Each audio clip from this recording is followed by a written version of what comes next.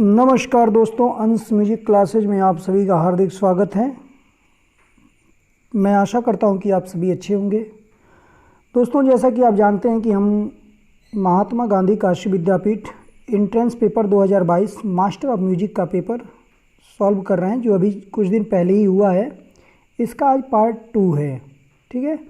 और तो बाकी मैंने पिछले कक्षा में ही बता दिया था आपको कि स्टैंडर्ड जो है काफ़ी अच्छा है, तो कृपया हमारे पूरे वीडियोज़ को देखें और समझें कि कैसा स्टैंडर्ड है। अगर आप तैयारी कर रहे हैं या बी म्यूज के हैं और आगे चल के मास्टर ऑफ म्यूजिक करना चाहते हैं काशी विद्यापीठ से, तो आपकी तैयारी इस लेवल की होनी चाहिए, तब जाके आपको सफलता मिलेगी। और कोई अगर किसी प्रकार की क्वेरी है, कोई समस्या है, तो आप हमारे कमेंट बॉक्स में कमेंट करके अवश्य पूछिएगा। और साथ ही साथ संगीत से हैं आप, शास्त्र को समझना चाहते हैं, सीखना चाहते हैं, तो मैं आपसे बताना चाहता हूं कि हमारे गुरुदेव डॉक्टर प्रकाश सर से आप जुड़ सकते हैं। टेलीग्राम चैनल के उनके लिंक हमारे नीचे डिस्क्रिप्शन बॉक्स में दे रखा है, उससे आप उनसे जुड़िए और शास्त्र की अच्छी तैयारी करिए आप उनके साथ जुड़ के। और विलम्ब ना करते हुए आइए हम प्रश्न को शुरू करते हैं। और अंतिम प्रश्न जो था हमारा वो ये था कि यह स्वर मारवा थाटों में वर्जित है, कौन सा? तो ऑप्शन था बी।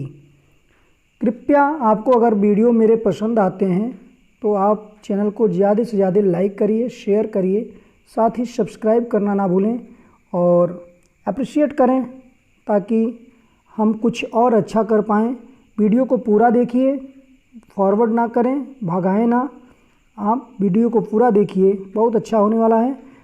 26 नंबर, आज का पहला प्रश्न 26 नंबर का है कि राग हिंडोल का गायन समय है क्या? सायंकाल, प्रातःकाल, मध्याह्न, मध्यरात्रि। क्या है राइट आंसर बताइएगा। तो इसका राइट आंसर है बी, प्रातःकाल। जो हिंडोल है वो कल्याण थाट का है। किस थाट का है? कल्याण, ठीक है, थाट का है। और इसका गायन समय क्या है? प्रातःकाल। 27 क्वेश्चन नंबर 27, ताल का एक चक्र क्या कहलाता है? ठेका, आवर्तन, लय, सम। क्या कहलाता है? तो इसका राइट आंसर जो होता है वो है डी, यानी कि सम। ताल का एक चक्र यानी कि मान लीजिए अगर दादरा लें 1 2 3 4 5 6, यानी कि यहाँ से हम चले, यहाँ से चले चले चले चले, ये पूरा चक्र पूरा करते हुए और पुनः यहाँ एक पर आए, ठीक ना। इस पूरे चक्र को, एक चक्र को क्या कहते हैं? तो सम कहते हैं, यानी कि जहाँ से चले वहाँ पूरे हुए, ठीक है। आगे 28, बांसुरी इस वर्ग का वाद है। बांसुरी किस वर्ग का वाद है? घन, तत्, सुशील, अवनद। इसका राइट आंसर जो होगा सब लोगों को पता होगा, सुशील। सी इज द राइट आंसर। बांसुरी जो है सुशील वर्ग का है। और मैंने वाद्य वर्गीकरण पे वीडियो बना रखा है, आप ज़रूर जाइए और देखिए, आपको बहुत अच्छा लगेगा। आगे बढ़ते हैं 29, क्वेश्चन नंबर 29, संगीतकारों द्वारा रचित बंदिशों का संग्रह आज किस माध्यम से उपलब्ध है? यानी कि जो हमारे विद्वान जो है बंदिशों को रचे हैं वो हमारे बीच में किस माध्यम से उपलब्ध है? ख्याल के माध्यम से, ध्रुपद के माध्यम से, ठुमरी के माध्यम से, या ऊपर के सभी? किस माध्यम से है? तो इसका राइट आंसर डी है, ऊपर के सभी, यानी कि ठुमरी के माध्यम से, ध्रुपद और ख्याल के माध्यम से वो बंदिशें हमारे पास संग्रह रूप में हैं, ठीक है। तो D is the right answer. आगे बढ़ते हैं 30, उदात्त स्वर का अर्थ क्या है? मंद्र, मध्य, कोमल, ऊंचा। उदात्त, अनुदात्त, स्वरित, ठीक है। उदात्त, अनुदात्त, स्वरित, ये 3 वैदिक स्वर थे, है ना। उदात्त, अनुदात्त और स्वरित।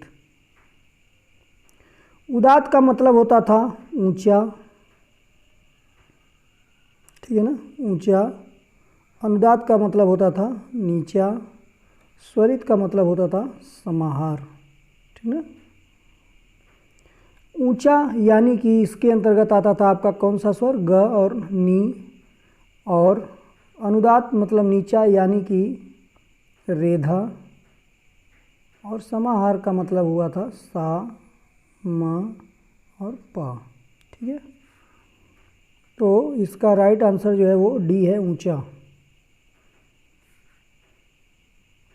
अगला 31 क्वेश्चन नंबर, स्वरित का अर्थ क्या है, हम तो अभी तुरंत समझाया हूँ, तो सब लोगों को पता ही है, बता ही देंगे। तो इसका क्या होगा, स्वरित का मतलब होता है मध्य, मध्य होता है स्वरित का मतलब। उदात का मतलब ऊंचा, अनुदात का मतलब नीचा, और स्वरित का मतलब मध्य। अगला क्वेश्चन है, प्राचीन काल में स्वरों को निरूपित करने के लिए यानी कि दर्शाने के लिए रेखाओं के स्थान पर किसका प्रयोग किया जाता है, किसका, स्वर का, संकेत का, अंकों का, या शब्द का। तो इसका राइट आंसर होगा सी, अंकों का, ठीक है। प्राचीन काल में स्वरों को निरूपित करने के लिए, दर्शाने के लिए किसका प्रयोग हम करते थे, अंकों का प्रयोग करते थे, ठीक है। चलते हैं आगे। 33 क्वेश्चन नंबर 33, धीरे धीरे स्वरों की संख्या 3 से बढ़कर क्या हो गई, यानी कि पहले 3 स्वर थे, उदात अनुदात स्वरित, उससे बढ़ के धीरे धीरे क्या हुए, 5 हुए, 6 हुए, 7 हुए, 8 हुए, कितने हुए। तो इसका राइट आंसर सी, यानी कि कितने हो गए, वो 7 हो गए।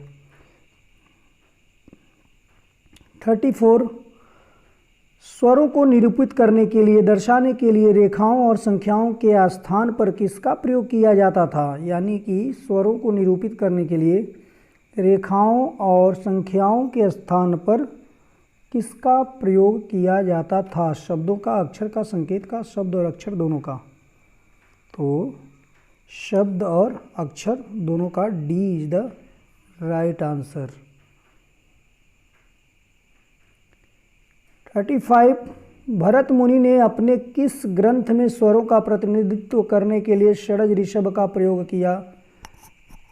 जाहिर सी बात है, हमें सबको पता होगा कि भरत का एक ग्रंथ मिलता है, कौन सा, तो सी, नाट्यशास्त्र, जिसमें इन्होंने स्वरों का प्रतिनिधित्व करने के लिए षड्ज ऋषभ आदि का प्रयोग किया है। बृहदेशी मतंग मुनि का है, ठीक है। संगीत रत्नाकर शारंग देव जी का है, ठीक है ना, इसका है शारंग देव जी का है। और नाट्यशास्त्र भरत मुनि का है, ठीक है। और नृत्य शास्त्र के बारे में हमें पता नहीं है, कमेंट करके बताइएगा अगर आपको पता हो तो। आगे बढ़ते हैं। 36 क्वेश्चन नंबर 36, मतंग ने अपनी किस पुस्तक में स्वरों का प्रतिनिधित्व करने के लिए सारे गा का प्रयोग किया है, यानी कि स्वरों के संक्षिप्त नामों का प्रयोग मतंग ने अपने किस ग्रंथ में किया है, ठीक है। यहाँ पुस्तक का मतलब ग्रंथ है ना, ग्रंथ। नृत्य शास्त्र, संगीत पारिजात, बृहदेशी, संगीत रत्नाकर, किसमें किया है। तो मतंग का कौन सा ग्रंथ है, तो राइट आंसर इसका सी होगा, बृहदेशी मतंग मुनि जी का है। इसमें इन्होंने स्वरों के संक्षिप्त नाम सारे गामा सर्वप्रथम दिया हुआ है, ठीक है। आगे बढ़ते हैं। क्वेश्चन नंबर 37, काल की इकाई को क्या कहते हैं, काल की इकाई को क्या कहते हैं, कला, लघु, गुरु, ह्रस्व, क्या कहते हैं। तो काल की इकाई को क्या कहते हैं, कला, ए इज द राइट आंसर। 38 कला के कितने रूपों पर विचार किया गया है, 3, 2, 4, 5, कला के कितने रूपों पर विचार किया गया है, बताइएगा। तो कला के 2 रूपों पर विचार किया गया है, बी इसका सही होगा। क्वेश्चन नंबर 39, लघु कला किसके द्वारा चिन्हित की गई थी, दीर्घ, ह्रस्व, गुरु, दीर्घाक्षर। राइट आंसर इसका बी, ठीक है, ह्रस्व। लघु कला किसके द्वारा चिन्हित की गई थी, ह्रस्व के द्वारा की गई थी। 40 क्वेश्चन नंबर 40 देखते हैं। शारंगदेव संगीत रत्नाकर किस शताब्दी का ग्रंथ है? शारंगदेव कृत संगीत रत्नाकर किस शताब्दी का ग्रंथ है? कब लिखा गया था? 11वीं, 12वीं, 13वीं, 14वीं? कब लिखा गया था बताइएगा। तो इसका राइट आंसर जो है वो क्या है? सी। 13वीं शताब्दी में शारंगदेव जी द्वारा संगीत रत्नाकर रचा गया था, लिखा गया था, जो कि बहुत ही बृहद और संगीत का एक आधार ग्रंथ नाट्यशास्त्र की बात माना जाता है। इसमें आपको सब कुछ लगभग मिल जाएगा। और संगीत रत्नाकर को और किस नाम से जाना जाता है? आप कमेंट बॉक्स में ज़रूर कमेंट करके बताइए, संगीत रत्नाकर को और किस नाम से जाना जाता है। 12वीं शताब्दी में जयदेव ठाकुर जी द्वारा एक ग्रंथ लिखा गया था, वो कौन सी है? 12वीं शताब्दी में जयदेव ठाकुर द्वारा एक ग्रंथ लिखी गई थी, वो कौन सी है? कमेंट बॉक्स में छापिए। 41 क्वेश्चन नंबर 41, संगीत रत्नाकर के किस अध्याय में 7 स्वरों का अंकन मतंग के समान है? संगीत रत्नाकर के किस अध्याय में, कौन से अध्याय में 7 स्वरों का अंकन मतंग मुनि के समान है? बताइएगा। 41 तो ऑप्शन नंबर सी स्वर्गता अध्याय, यानी कि स्वराध्याय को जिसको हम जानते हैं, ऑप्शन नंबर सी। 42 स्वर्गाध्याय में 7 स्वरों की संख्या किससे मिलती जुलती है? भरत से, शारंगदेव से, मतंग से, नारद से? किससे मिलती जुलती है? अभी ऊपर ही क्वेश्चन आया है इससे मिलता जुलता, तो जाहिर सी बात है सब बता देंगे। स्वर्गताध्याय में 7 स्वरों की संख्या किससे मिलती जुलती है? तो जाहिर सी बात है किससे मिलती जुलती है? मतंग से। क्वेश्चन नंबर 43, संगीत रत्नाकर में स्वरों को निरूपित करने के लिए किसका प्रयोग किया जाता था? स्वर के ऊपर बिंदी, स्वर के नीचे बिंदी, कोई संकेत नहीं, या केवल बिंदु? तो इसका राइट आंसर ए, स्वर के ऊपर बिंदु लगाते थे। संगीत रत्नाकर में स्वरों को दर्शाने के लिए स्वरों के ऊपर बिंदी लगाते थे। क्वेश्चन नंबर 44, जाति प्रस्तार में स्वरों के नीचे कौन से शब्द दिए गए हैं? संकेत, अक्षर, बिंदु, सॉरी एक ऑप्शन बच गया, ऊर्ध्वाधर, ऊर्ध्वाधर। बताइएगा। 44 का राइट आंसर अक्षर। जाति प्रस्तार में स्वरों के नीचे कौन से शब्द दिए गए हैं? तो वो अक्षर मिलते हैं, ठीक है। 45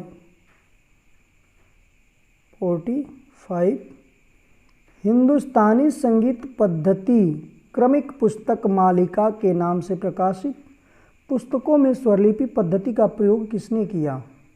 तो हिंदुस्तानी संगीत पद्धति क्रमिक पुस्तक मालिका किसका है? ये उसी से आप समझ सकते हैं किसने किया। तो शारंगदेव जी ने जी नहीं, पलुस्कर जी ने जी नहीं, भरत जी ने जी नहीं, बचे कौन? सी भातखंडे जी ने। 46 सारेगामा पाधानी ऐसे स्वर के लेखन को क्या कहते हैं? ऐसे स्वर के लेखन को क्या कहते हैं? मंद्र, दीर्घ, ह्रस्व, तार? क्या कहते हैं? सी इज द राइट आंसर, ह्रस्व, ठीक है। 47 दीपचंदी और कहरवा में बोल बनाव बनाते समय जो विधा गाई जाती है उसे क्या कहते हैं? यानी कि बोल बनाव का कार्य किस विधा में किया जाता है? ख्याल, ठुमरी, ध्रुपद, प्रबंध? सिंपल है, सबने क्वेश्चन आंसर सही लगाया होगा। बोल बनाव, ठीक है, ये सब काम किस में होता है? हमारे ठुमरी में। B is the right answer, thumri, यानी कि ठुमकना, ठीक है ना। ठुमरी का मतलब क्या होता है? ठुमकना, ठिठोली करना, ठीक है। हमारे गुरुदेव बताते हैं कि जो व्यक्ति चंचल नहीं है, चंचल प्रवृत्ति का नहीं है, उसका गला उस तरह का नहीं है, चंचल नहीं है, वो ठुमरी गाना उसके वश का बात नहीं है। तो ठुमरी जो है ठुमकना। ठुमरी की उत्पत्ति किस घराने से मानी जाती है? कमेंट बॉक्स में कमेंट करके बताइए फटाफट। 48 क्वेश्चन नंबर 48, ऋचा और मंत्र का संग्रह किसे कहते हैं? ऋचा और मंत्र का संग्रह किसे कहते हैं? प्रबंध को, ध्रुपद को, संहिता को, जाति प्रस्तार को, किसको कहते हैं? जाहिर सी बात है, ऋचा और मंत्र किस में पाए जाएंगे? प्रबंध में पाए नहीं जाएंगे, ध्रुपद में पाए नहीं जाएंगे, जाति प्रस्तार से मतलब ही नहीं है। तो बचा कौन? संहिता। संहिता में जो है ऋचा और मंत्र का संग्रह है। 49, B.N. भातखंडे द्वारा लिखित पुस्तक कौन सी है? अभिनव राग मंजरी, बृहदेशी, संगीत रत्नाकर, नाट्यशास्त्र। इतना मतलब ऑप्शन भी ऐसा दीजिए कि बच्चे जो है देखते ही लगा दें। तो इसका राइट आंसर ए, अभिनव राग मंजरी। और आज का अंतिम प्रश्न आपके स्क्रीन पर कि ध्रुपद को इस ताल में गाते हैं। ध्रुपद है उसको किस ताल में गाते हैं? एक ताल, सुल ताल, झप ताल, जत ताल, किस में गाते हैं? तो इसका राइट आंसर है बी, सुल ताल में ध्रुपद गाया जाता है। ठीक है, ध्रुपद सुल ताल में गाया जाता है। ठीक है ना। आप जत ताल में क्या गाया जाता है बताइएगा जरा, है ना।